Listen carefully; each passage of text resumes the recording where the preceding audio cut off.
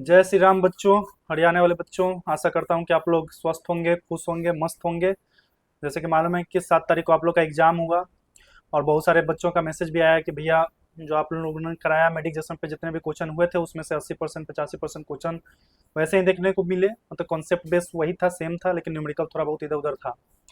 लेकिन हाँ बच्चों, ये भी हम बोल सकते हैं कि इस बार का जो पेपर था ना 2024 के अकॉर्डिंग, इस बार थोड़ा सा बोल सकते हैं कि हार्ड भी था। एक दो क्वेश्चन आउट ऑफ सिलेबस भी पूछे गए हैं। तो इन्हीं सब विषयों पे आज हम चर्चा करेंगे कि ठीक है, अब तो एग्जाम जो होना था वो तो हो गया, लेकिन जो कट ऑफ है वो क्या रहने वाला है इस साल बीएससी नर्सिंग और पैरामेडिकल का। फिर हम लोग बात करेंगे कि कौन कौन से गवर्नमेंट कॉलेज हैं, उनका क्या क्या सीट मैट्रिक्स है। तो उन सब चीज़ों पे हम बात करेंगे जिससे आपको जो भी आपका काउंसलिंग होने वाला है 1 सप्ताह के बाद अप्रॉक्स, उसमें आपको चॉइस फिलिंग करने में कोई दिक्कत ना हो, कोई परेशानी ना हो। हाँ, लास्ट में जरूर बच्चा ध्यान दीजिएगा, क्योंकि लास्ट में जो चीज़ हमने आपको बताया है ना, वो आपको बहुत हेल्पफुल रहेगा आपके चॉइस फिलिंग के लिए, आपके काउंसलिंग के लिए, आपको कॉलेज सेलेक्ट करने के लिए। ठीक है बच्चों, तो लास्ट तक बने रहिएगा मेरे साथ। आइए बात करते हैं। जैसे कि बात है करें बाबू, तो पीजीएमएस रोहतक 2025। तो इसमें पहले ही बताया कि इस वीडियो में कौन से टॉपिक पे हम लोग बात करेंगे, कट ऑफ के बारे में बात करेंगे, फिर गवर्नमेंट कॉलेज की सीट मैट्रिक्स के बारे में हम लोग बात करेंगे। तो जय श्री राम बच्चों, स्टार्ट करते हैं। तो एक्सपेक्टेड डेट ऑफ रिजल्ट जो है ना बच्चा, वो 9 सितंबर से 11 सितंबर। हम 11 सितंबर तो नहीं जाना चाहिए, हमको तो लगता है कि 9 या 10 को आपका जो रिजल्ट है वो आ जाना चाहिए, क्योंकि आपको मालूम है कि पिछले कितने जितने भी साल एग्जाम हुए हैं उस 2 से 3 दिन में आपके रिजल्ट आ जाते हैं हरियाणा के पीजीएमएस रोहतक के। तो इसके अनुसार हम मान के चलें कि आपका 9 या 10 को आपका जो है रिजल्ट आ जाएगा। और फिर जो 10 तारीख को अगर रिजल्ट आया, अप्रॉक्स मान के चले कि 10 तारीख को अगर आपका रिजल्ट आया, तो 17 या 18 तारीख को आपका काउंसलिंग जो है वो स्टार्ट हो जाएगा, क्योंकि रिजल्ट आने के आफ्टर 7 डेज काउंसलिंग जो है आपका स्टार्ट हो जाता है। तो आइए पेपर का डिफिकल्टी पहले देख लेते हैं कि पेपर इस बार क्या था क्या नहीं था। सारे चीज़ों का एनालिसिस करने के बाद बच्चों हम लोग ने ये मतलब बताया है कि आपको कैसा 2024 में पेपर था और 2025 का पेपर क्या था, कंपैरिजन दोनों के बीच किया है। तो पेपर जो 2024 में था ना बच्चों, वो इजी अगर मान के चले तो 60% इजी क्वेश्चन थे, मतलब डायरेक्ट किताब से उठा के पूछा हुआ क्वेश्चन। मॉडरेट आपका 40% था, जिसमें हल्का फुल्का दिमाग लगाना था, कैलकुलेशन करना था। स्कोर जो था वो हाई गया था, क्योंकि देखो नॉर्मल सी बात है, जब भी पेपर इजी रहेगा, थोड़ा सा मॉडरेट रहेगा, तो स्कोर ऑटोमेटिक बच्चों का अच्छा रहता है, गुड रहता है। तो स्कोर इंक्रीज किया था। लेकिन जो पेपर 2025 का बात करें ना बच्चों, तो इजी 40%। देखना ये चीज़ ध्यान देना, ये ऐसे ही नहीं करता है, ये एनालिसिस करके फिर सारे क्वेश्चन जो सर हम लोग के भेजते हैं, जो आपको सुधांशु सर बायोलॉजी पढ़ाते हैं, फिजिक्स केमिस्ट्री आपके अभिजीत सर पढ़ाते हैं, तो उन्होंने बताया उसके अनुसार ये डाटा निकाला गया कि इजी जो था 2024 में वो 60% था, मॉडरेट जो था वो 40% था, तो बच्चों का स्कोर भी अच्छा था। लेकिन जो 2025 का है वो इजी है, थोड़ा सा कम था पिछले साल के मुकाबले। तो जो इजी है इस बार 40% है, मॉडरेट जो है 40% है, और हार्ड पिछले साल देखना बच्चों, एक क्वेश्चन को छोड़ के, फिजिक्स का जो एक क्वेश्चन था वेवलेंथ वाला जो पूछा था उसको छोड़ के, इस बार 4-5 क्वेश्चन थे जो हार्ड थे, तो यानी कि 20% आपके हार्ड क्वेश्चन थे। तो पिछले साल से इस बार इस जो स्कोर है वो डाउन जाएगा, ये 100% है। 2 नंबर जाए, 4 नंबर जाए, 5 नंबर जाए, लेकिन डाउन जाएगा ही जाएगा। ठीक है बच्चों। तो 2024 का बात करें बच्चों, तो टॉपर जो था ना उसका 146 मार्क था, आउट ऑफ 180 उसका 146 मार्क्स था। ठीक है। और जो सेकंड आया था ना बच्चों, सेकंड जो था उसका 141 मार्क्स था। इस बार का टॉपर का जो हम अनुमान लगा के चले, पिछले बार 146 था, तो इस बार भी अनुमान लगा के चले तो 140 141 समथिंग के आसपास आपका टॉपर जाएगा। देख लीजिएगा, आप ध्यान दीजिएगा, जैसे दिन रिजल्ट आएगा बातों पे गौर कीजिएगा। 16 स्टूडेंट जो थे पिछले साल 2024 में, वो 135 प्लस मार्क्स लेके आए थे बच्चों, ये ध्यान देने वाली बात है, 16 स्टूडेंट्स। ठीक है। और आपके जो 120 प्लस जो थे ना, वो लगभग 100 या 100 से अधिक बच्चे थे। ठीक है। ये ध्यान दीजिएगा, जो मैं डाटा बोल रहा हूँ इस पे गौर कीजिएगा, उसके अनुसार आपको क्या होगा कि आपके माइंड में एक कैलकुलेटिव आएगा, एक कैलकुलेशन आएगा कि हाँ ठीक है, तो इतना बच्चों का आया था, यानी कि इतने बच्चों को आप एक अनुमान लगा पाइएगा कि गवर्नमेंट सीट मिल जाएगा, उसके अनुसार ही कट ऑफ आप डिसाइड कर सकते हैं। बाद में हम बताएंगे तो आपको यकीन होगा। तो इन चीज़ों पे ध्यान दीजिएगा। जो टॉपर थे पिछले साल उसका 146 मार्क्स था, जो सेकंड था उसका 141 मार्क्स था, जो 60 स्टूडेंट्स थे उनका 135 प्लस मार्क्स था, और लगभग 100 बच्चे थे जिनका 120 प्लस मार्क्स था। ठीक है। ध्यान दीजिएगा, इस बार का टॉपर 140 से 141 के बीच मार्क्स वाला रहेगा। 10 to 12 स्टूडेंट का इस बार 135 प्लस मार्क्स आएगा। पिछले बार 16 बच्चों का आया था, इस बार कम जाएगा। और अनुमान है कि 120 प्लस, इस पिछले साल 100 बच्चों का था, इस बार आपका 80 या 90 के आसपास मान के चलिए, क्योंकि देखिए यहाँ पे हमने पूरा अच्छे से समझाया भी आपको। 140 प्लस 3 स्टूडेंट्स का था, ठीक है, टॉपर तो आपको बता ही दिए, ठीक है। 135 प्लस 16 स्टूडेंट का था, ठीक है, पिछले साल का ये डाटा बता रहा हूँ। 125 प्लस 100 स्टूडेंट का था, 120 प्लस 130 स्टूडेंट का था।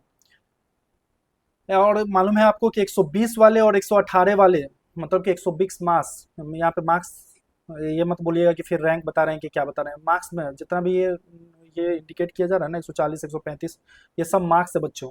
तो 120 और 118 मार्क्स जो बच्चे लाए थे, उनको भी लास्ट ईयर बच्चों गवर्नमेंट सीट अलॉट हुआ था।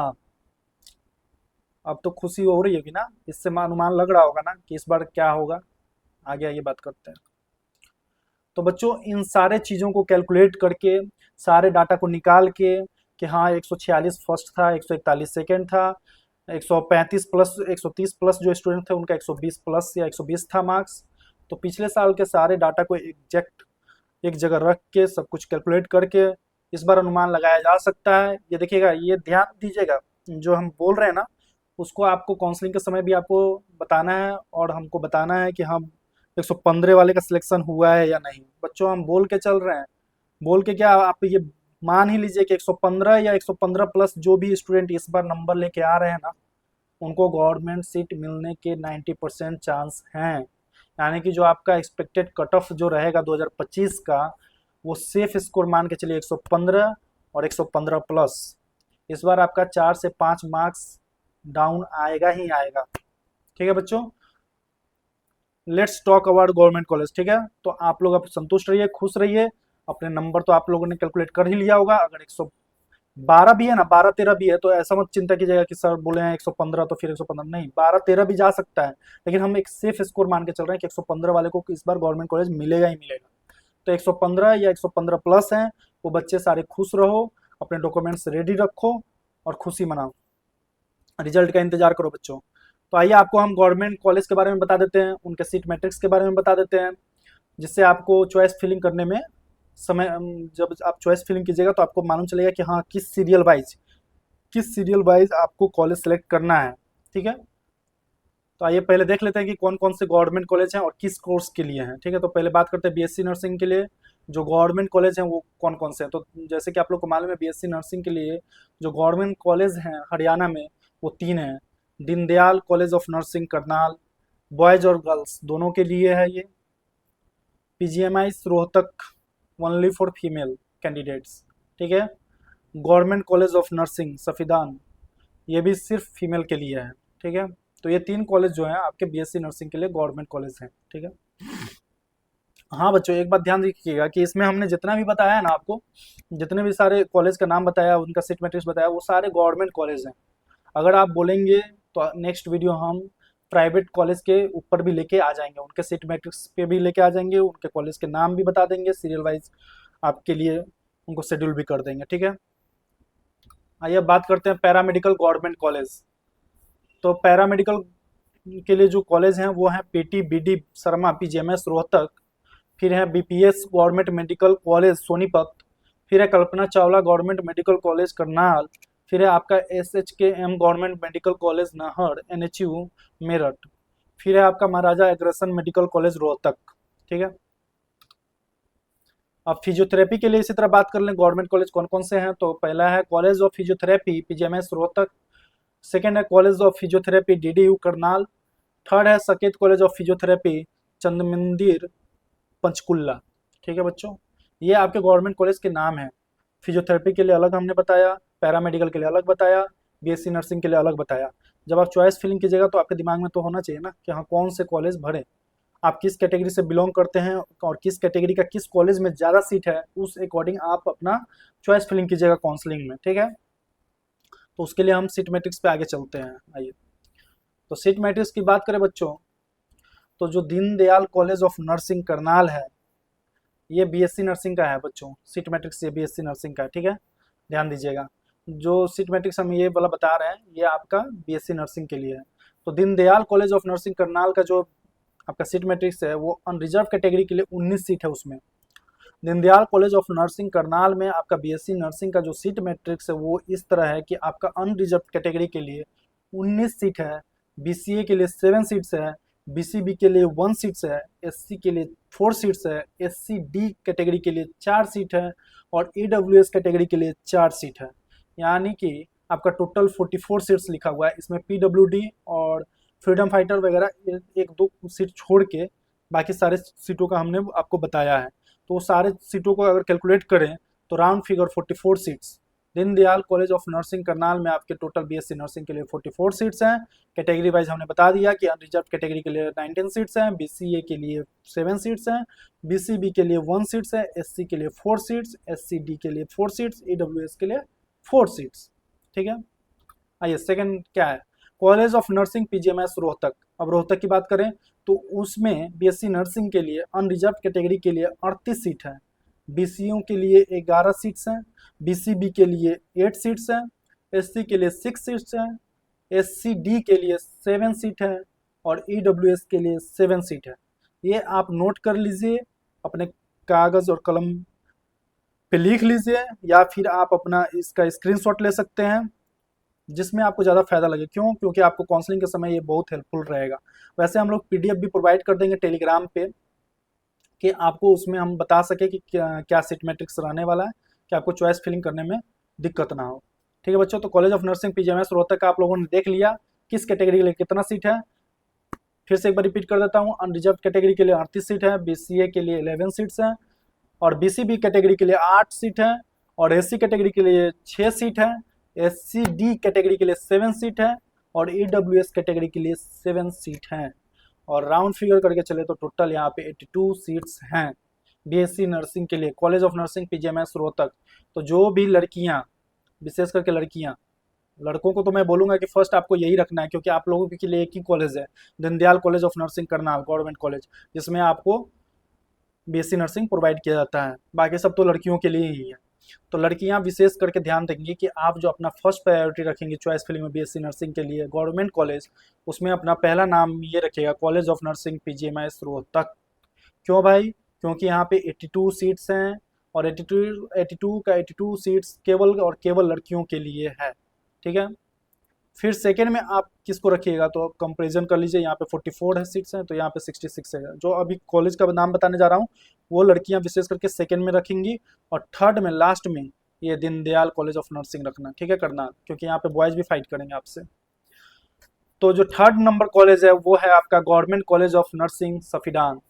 यहाँ पे बात करें तो कैटेगरी वाइज तो अनरिजर्व कैटेगरी के लिए 30 सीट है बीएससी नर्सिंग के लिए और बीसीए के लिए 10 सीट है और बीसीबी कैटेगरी के लिए 7, एससी कैटेगरी के लिए 6, एससीडी कैटेगरी के लिए 6, ईडब्ल्यूएस के लिए 5। राउंड फिगर करके चले तो टोटल यहाँ पे 66 सीट्स हैं बीएससी नर्सिंग के लिए। ठीक है बच्चों, ध्यान दीजिएगा, स्क्रीनशॉट लेने का मन करे स्क्रीनशॉट ले लीजिए वीडियो को पॉज करके और आराम से अपना एक कहीं डाटा या फाइल में अपना प्रिंट आउट करके रख लीजिए। चलिए, तो इसी तरह फिजियोथेरेपिस्ट के लिए बात करते हैं, सीट मैट्रिक्स उनका भी देखते हैं कौन कौन से गवर्नमेंट कॉलेज हैं और उनका क्या क्या कैटेगरी वाइज सीट मैट्रिक्स है। ठीक है, तो बीपीटी की बात करें बैचलर इन फिजियोथेरेपिस्ट की तो उसमें फर्स्ट कॉलेज है आपका college of physiotherapy PGMS Rohtak. उसका जो सीट मैट्रिक्स है वो कुछ इस तरह है कि अनरिजर्व कैटेगरी के लिए वो 31 सीट प्रोवाइड करता है बीपीटी कोर्स के लिए, यानी कि बैचलर इन फिजियोथेरेपिस्ट। अब जो हम बात कर रहे हैं, जो 3 कॉलेज की बात करेंगे वो बीपीटी के लिए होगा, बैचलर इन फिजियोथेरेपिस्ट। ठीक है बच्चों, ध्यान दीजिएगा। तो बीसीए कैटेगरी के लिए 10 सीट है, बीसीबी कैटेगरी के लिए 6 सीट है, एससी के लिए 6 सीट है, एससीडी के लिए 6 सीट है, ईडब्ल्यूएस के लिए 6 सीट है, यानी कि टोटल आपका 66 सीट्स है। यहाँ पे पीडब्ल्यूडी फ्रीडम फाइटर को हमने छोड़ दिया क्योंकि किसी कॉलेज में 1 है, किसी कॉलेज में 2 है, इस तरह करके है, तो इसलिए हमने उसको हटा दिया यहाँ पे। तो ये मत कैलकुलेट कीजिएगा कि हाँ भैया यहाँ पे 62 ही हो रहा है, 61 ही हो रहा है, आप 66 बता रहे हैं, तो हमने पहले ही आपको बता दिया। तो राउंड फिगर यहाँ पे 66 सीट्स हैं बीपीटी के कोर्स के लिए, यानी कि बैचलर इन फिजियोथेरेपिस्ट के लिए college of physiotherapy PGMS Rohtak आपको 66 सीट प्रोवाइड करता है और कौन से कैटेगरी को कितना सीट मिलता है वो भी हमने आपको बता दिया। तो सेकेंड नंबर कॉलेज की बात करें तो सकेत कॉलेज ऑफ फिजियोथेरेपी, जिसमें कि 40 सीट्स हैं अनरिजर्व कैटेगरी के लिए 20, बीसीए कैटेगरी के लिए 5, बीसीबी कैटेगरी के लिए 5, एससी कैटेगरी के लिए 3, एससीडी कैटेगरी के लिए 4 और ईडब्ल्यूएस के लिए 6 सीट है यहाँ पे। ठीक है बच्चों। और थर्ड और last college of physiotherapy DDU Karnal, unreserved category के लिए 15 सीट हैं, बीसीए के लिए 5 सीट्स हैं, बीसीबी कैटेगरी के लिए 3 सीट्स हैं, एससी कैटेगरी के लिए 2 सीट्स हैं, एससीडी कैटेगरी के लिए 2 सीट्स हैं और ईडब्ल्यूएस के लिए 3 सीट्स हैं। ठीक है बच्चों। आइए और इसी तरह अब जो हम बात करने वाले हैं वो लैब टेक्नीशियन के लिए बात करने वाले हैं। यानी कि आपका जो यहाँ पे है ना वो पैरामेडिकल का स्टार्ट हो जा रहा है। पैरामेडिकल में हमने क्या किया है कि कोर्स वाइज सारी चीज़ों को डिवाइड कर दिया है। कॉलेज का सीट हमने आपको इंडिकेट किया है उसके कोर्स के अनुसार, ठीक है, क्योंकि कोर्स के अनुसार वहाँ पे आप कॉलेज सेलेक्ट कर सकें। ठीक है। तो बीएससी ये पैरामेडिकल के लिए जो पहला आपका जो गवर्नमेंट कॉलेज है वो है BSc medical lab technology PGMS Rohtak. ठीक है। उसमें 11 सीट्स हैं। ठीक है। ये जो ऊपर लिखा हुआ है ना बच्चों, ये आपका कोर्स का नाम लिखा हुआ है। देखिए आपको दिखा देते हैं तब फिर आपको समझ में आएगा। देखिए यहाँ पे सेकंड में भी देखिए BSc medical technician operation theatre का बात हुआ है, फिर बैचलर ऑफ ऑप्टोमेट्री का बात हुआ है, फिर BSc radiography and imaging technician का बात हुआ है, बीएससी रेडियोथेरेपी का बात हुआ है, फिर आपका लास्ट बीएससी परफ्यूजन टेक्नीशियन का बात हुआ है। यानी कि ये 6 कोर्स पीजीएमएस रोहतक यानी कि हरियाणा में प्रोवाइड होता है पैरामेडिकलों के लिए। तो पैरामेडिकल का हमने कोर्स वाइज डिवाइड कर दिया कि किस कॉलेज में कितने सीट्स हैं। ठीक है। अब आपको शायद समझ में आ जाए। तो आइए पहले बात करते हैं लैब टेक्नीशियन के लिए। तो जो आपका देखिए लैब टेक्नीशियन है ना बच्चों, ये बहुत जल्दी फिल होती है इसकी सीट। क्यों? क्योंकि बहुत सारे बच्चे सेलेक्ट करते हैं और इसका एक रीज़न ये भी है कि इसका हाई डिमांड है, हाई वैल्यू है गवर्नमेंट जॉब से लेके प्राइवेट जॉब तक लैब टेक्नोलॉजी का।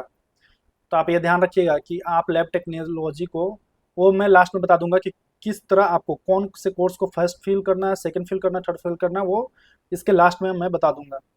तो पहले बात करते हैं बीएससी मेडिसिन लैब टेक्नोलॉजी का, मेडिकल लैब टेक्नोलॉजी का, जिसमें आपका पीजीएमएस रोहतक 11 सीट्स प्रोवाइड करता है। लैब टेक्नोलॉजी जो पैरामेडिकल कोर्स है उसके लिए पीजीएमएस रोहतक 11 सीट्स प्रोवाइड करता है। बीपीएस जीएमसी खनपुर आपको 7 सीट्स प्रोवाइड करता है पैरामेडिकल में लैब टेक्नोलॉजी कोर्स के लिए। ये ध्यान रखिएगा कि पैरामेडिकल में लैब टेक्नोलॉजी में कौन से कॉलेज कितने सीट्स प्रोवाइड करते हैं, इसकी हम चर्चा कर रहे हैं। ठीक है, ध्यान से सुनिएगा। तो जैसे कि बीपीएस जीएमसी खनपुर जैसे बताया कि 7 सीट्स प्रोवाइड करते हैं लैब टेक्नोलॉजी के लिए। उसी तरह थर्ड में है केसी जीएमसी करनाल, वो 7 सीट्स प्रोवाइड करते हैं लैब टेक्नोलॉजी कोर्स के लिए। SHKMGMC नलहर जो है वो 7 सीट्स प्रोवाइड करता है लैब टेक्नोलॉजी के लिए, जो कि पैरामेडिकल में आता है। सेकेंड कोर्स की बात करें तो BSc medicine technician operation theatre, medical technology operation theatre, BSc medical technology operation theatre. ये जो कोर्स है, कौन कौन से कॉलेज इस कोर्स के लिए कितने सीट्स प्रोवाइड करते हैं, तो उसका क्राइटेरिया ये रहा। पीजीएमएस रोहतक जो कि 7 सीट्स प्रोवाइड करता है ऑपरेशन थिएटर के लिए। BPS GMC Khanpur 7 seats provide करता है BSc medical technology operation theatre के लिए। केसीजीएमसी करनाल 6 सीट्स प्रोवाइड करता है ऑपरेशन थिएटर कोर्स के लिए। SHKMGMC मल्हार 7 सीट्स प्रोवाइड करता है ऑपरेशन थिएटर, जो कि पैरामेडिकल कोर्स है। ठीक है। थर्ड कॉलेज की बात करें तो थर्ड कोर्स की बात करें तो बैचलर ऑफ ऑप्टोमेट्री, जो कि बहुत ही अच्छा है कोर्स है पैरामेडिकल के लिए। पीजीएमएस रोहतक उसका 7 सीट्स प्रोवाइड करता है इस कोर्स के लिए। बीपीएस जीएमसी खनपुर ऑप्टोमेट्री के लिए 7 सीट्स प्रोवाइड करता है और केसीजीएमसी करनाल इस कोर्स के लिए 7 सीट्स प्रोवाइड करता है और SHKMGMC नलहर जो कि वो भी 7 सीट्स प्रोवाइड करता है। फोर्थ नंबर कोर्स की बात करें तो वो है BSc radiography and imaging technician. Radiography भी एक बहुत ही अच्छा पैरामेडिकल बच्चों के लिए बहुत ही अच्छा कोर्स है बच्चों, ये ध्यान रखिएगा। इसकी भी जो सीट मैट्रिक्स है वो सेम है। पीजीएमएस रोहतक 7 है, BPS GMC Khanpur 7, KCGMC Karnal 7, SHKMGMC Nalhar 7 seats. ठीक है। अब बात करें कि बीएससी रेडियोथेरेपी, तो उसमें भी सेम सीट मैट्रिक्स है। PGMS Rohtak, BPS GMC Khanpur, KCGMC Karnal, SHKMGMC Nalhar, ये चारों के चारों college seven seven seats provide करते हैं। कौन से कोर्स के लिए? बीएससी रेडियोथेरेपी, जो कि पैरामेडिकल कोर्स है। छठा और लास्ट जो आपका पैरामेडिकल कोर्स है वो है बीएससी परफ्यूजन टेक्नीशियन।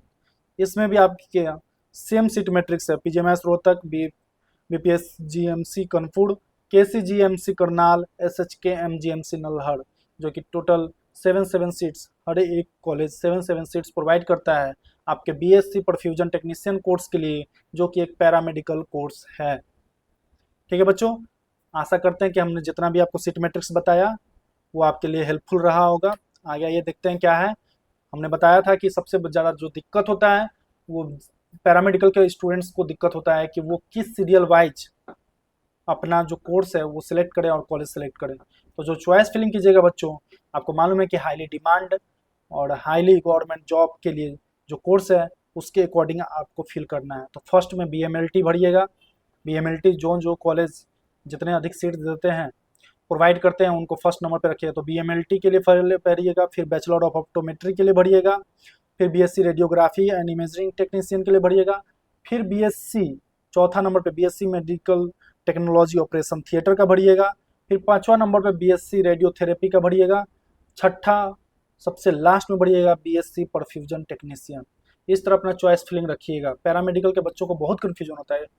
ठीक है, तो इन लोगों के लिए हमने बता दिया, क्योंकि बीएससी नर्सिंग में आपके 3 कॉलेज है, तीनों कॉलेज में 2 कॉलेज सिर्फ लड़कियों के लिए हैं और एक कॉलेज जो है आपका डीडीयू वो सिर्फ बॉयज़ और गर्ल्स दोनों को प्रोवाइड करता है। तो आपको मालूम है लड़कियां विशेष करके ध्यान देंगी कि जो इस कॉलेज में ज़्यादा सीट्स हैं बीएससी नर्सिंग का, जैसे कि हमने बता दिया, फिर से एक बार आपको बता देता हूँ। ये लड़कियों के लिए स्पेशल है। देखिएगा लड़कियां ध्यान दीजिएगा, आपके लिए 3 कॉलेज हैं, Deendayal college of nursing Karnal boys और girls, PGMS Rohtak only female, government college of nursing Safidon सिर्फ लड़कियों के लिए। ठीक है, तो लड़कियां विशेष करके ध्यान देंगी। एक बार बता दूं, हाँ, फर्स्ट जो कॉलेज लड़कियां रखेंगी वो रखेंगी कॉलेज ऑफ नर्सिंग पीजीएमएस रोहतक, क्योंकि यहाँ पे 82 सीट्स हैं। ठीक है, नर्सिंग के लिए जब आप चॉइस फिलिंग कीजिएगा। और फिर सेकेंड में अपना प्रायोरिटी रखिएगा वो है government college of nursing Safidon, 66 seat हैं। फिर लास्ट में अपना रखिएगा वो दीनदयाल कॉलेज ऑफ नर्सिंग, लड़कियां विशेष करके सुनिएगा, लास्ट में अपना ऑप्शन में रखिएगा Deendayal college of nursing Karnal, क्योंकि वहाँ पे टोटल सिर्फ और सिर्फ 44 सीट्स हैं, उसमें भी बॉयज़ और गर्ल्स दोनों के लिए हैं, दोनों फाइट करेंगे। ठीक है, तो नर्सिंग वालों को हमने बता दिया कि क्या अपना चॉइस फिलिंग रखेंगे। उसी तरह हमने यहाँ पे आपको पैरामेडिकल के लिए भी बता दिया कि बीएमएलटी को फर्स्ट रखना है, बैचलर ऑफ ऑप्टोमेट्री को सेकंड रखना है, BSc radiography and imaging technician third, BSc medical technology operation theatre fourth, BSc radiotherapy fifth और सिक्स्थ बीएससी परफ्यूजन टेक्नीशियन। ठीक है, चलिए बच्चों, आशा करते हैं कि आपको ये वीडियो देख के आपको अच्छा लगा होगा, आपको समझ में आया होगा कि आपको अपना चॉइस फिलिंग किस तरह करना है और कैसे सारे आपका क्या कट ऑफ रहेगा इस साल। इन विषयों पर भी हमने चर्चा किया है। तो आशा करते हैं कि आपके जितने भी डाउट होंगे, जितने भी माइंड में क्वेश्चन होंगे, वो सारे आपके सॉल्व हो गए होंगे। फिर भी अगर आपको कोई दिक्कत रहता है तो कृपया करके कमेंट कीजिएगा, और कमेंट नहीं करते हैं डायरेक्ट आप हमसे बात करना चाहते हैं तो नंबर हमने आपको दे रखा है 6201690771। इस नंबर पे कांटेक्ट कीजिएगा। काउंसलिंग तक हम आपके साथ हैं। हमने बोला था कि आपको कॉलेज में एक सीट जब तक प्रोवाइड नहीं हो जाती तब तक हम आपके साथ हैं। और बच्चों ये ध्यान रखिएगा, ये मेडिक जंक्शन है, कोई दूसरा चैनल नहीं है कि जो आपसे पैसा ऐंठ ले, पैसा ले ले और फिर आपका बात ही ना सुने, आपकी कॉल ही पिक ना करे, आपके मैसेज का रिप्लाई ही ना दे। ये मेडिक जंक्शन है, भरोसे से चलता है, और जितने भी स्टूडेंट्स हैं यहाँ पे सब मेडिको फील्ड से हैं बच्चों। तो ध्यान रखिएगा, इस नंबर पे कांटेक्ट कीजिएगा, अपना जो भी डाउट होगा वो हमसे पूछिएगा, बिना किसी डर के, बिना किसी हिचक के।